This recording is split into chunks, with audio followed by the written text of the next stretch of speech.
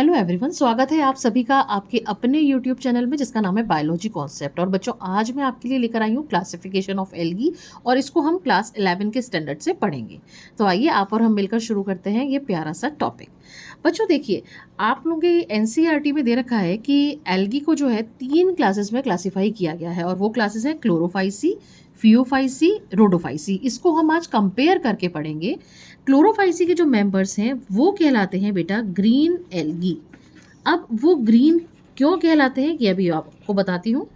फिर फियोफाइसी के जो मेंबर्स हैं उनको हम कहते हैं ब्राउन एल्गी, ब्राउन एल्गी।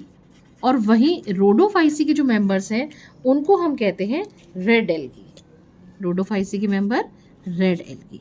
अब ये रेस्पेक्टिवली ग्रीन, ब्राउन और रेड क्यों कहलाते हैं?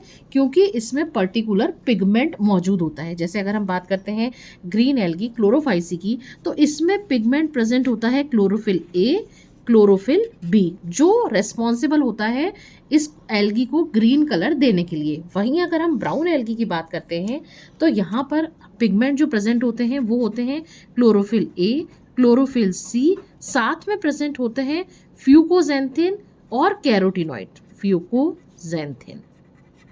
या फिर आप कह सकते हैं क्लोरोफिल ए, क्लोरोफिल सी और कैरोटिनॉइड और जेंथोफिल, ये प्रेजेंट होते हैं जो रेस्पॉन्सिबल होते हैं किस लिए? इस एल्गी को ब्राउन कलर देने के लिए। वहीं अगर हम बात करते हैं रेड एल्गी की, तो रेड एल्गी का रेड कलर क्यों होता है? क्योंकि उसमें प्रेजेंट होता है क्लोरोफिल ए, क्लोरोफिल डी और आर फाइकोएरिथ्रिन।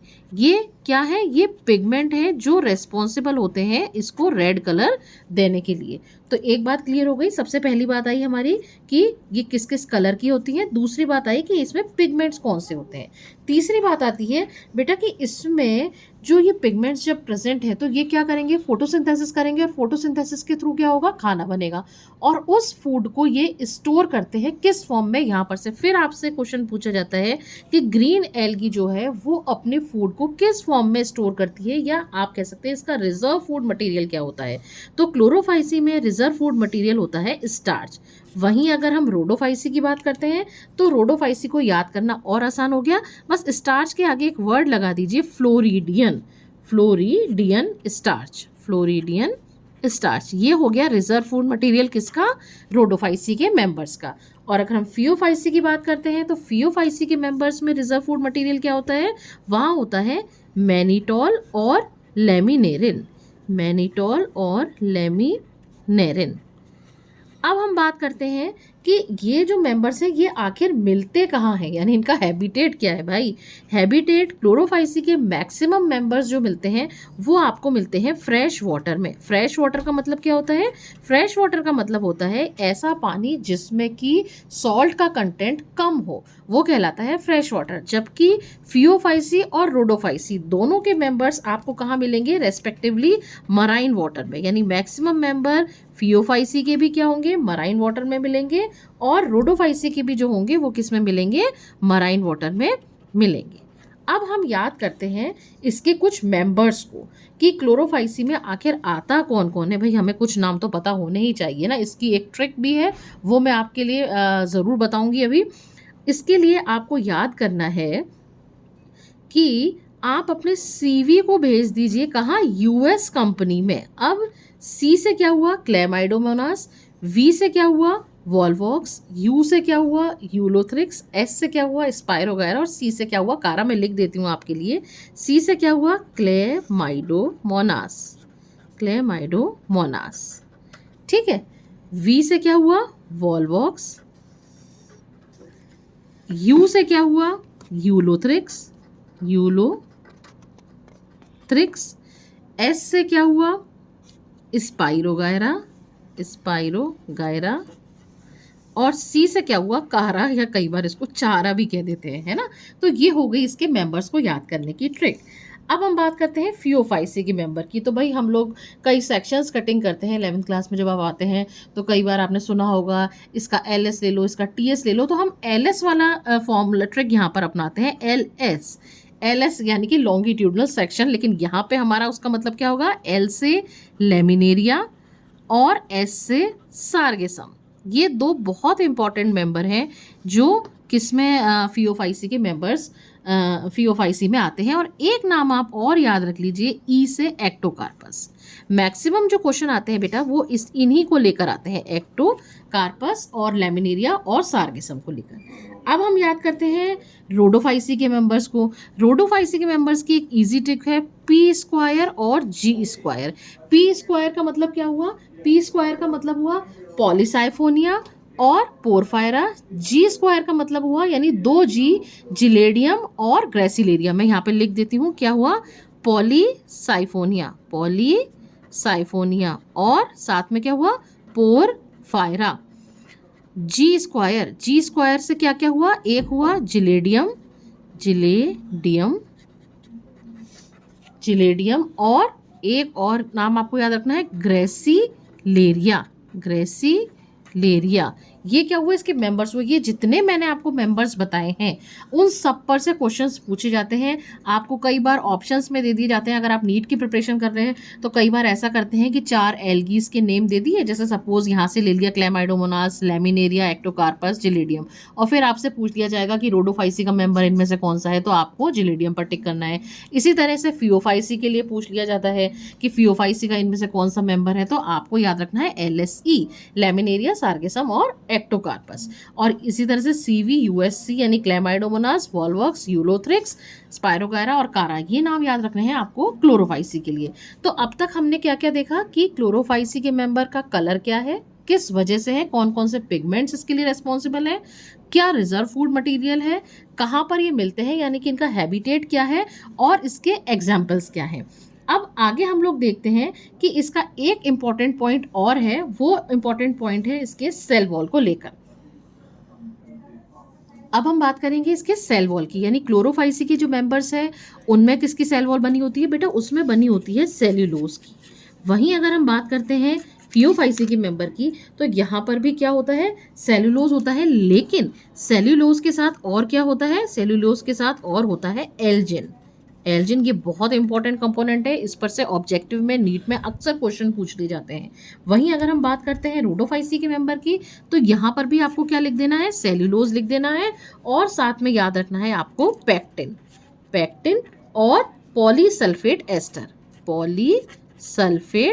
एस्टर। ठीक, ये हमने बात करी सेल वॉल की।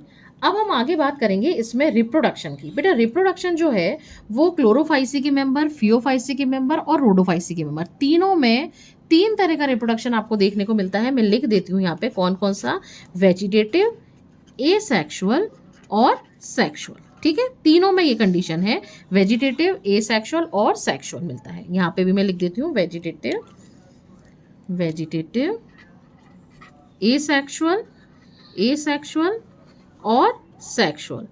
और रोडोफाइसी के मेंबर में भी आपको सेम चीज़ देखने को मिलेगी, वेजिटेटिव, एसेक्सुअल और सेक्सुअल। अब इंपॉर्टेंट बात यह है कि जो वेजिटेटिव रिप्रोडक्शन है, मजे की बात है, इंपॉर्टेंट क्या, मजे की बात है कि इसमें क्लोरोफाइसी, फियोफाइसी, रोडोफाइसी में जो वेजिटेटिव रिप्रोडक्शन होता है वो किसके थ्रू होता है? फ्रेगमेंटेशन के थ्रू। और फ्रेगमेंटेशन का मतलब मैंने आपको बताया था, फ्रेगमेंटेशन का मतलब है फ्रेगमेंट्स में टूटना, फ्रेगमेंट्स का बनना।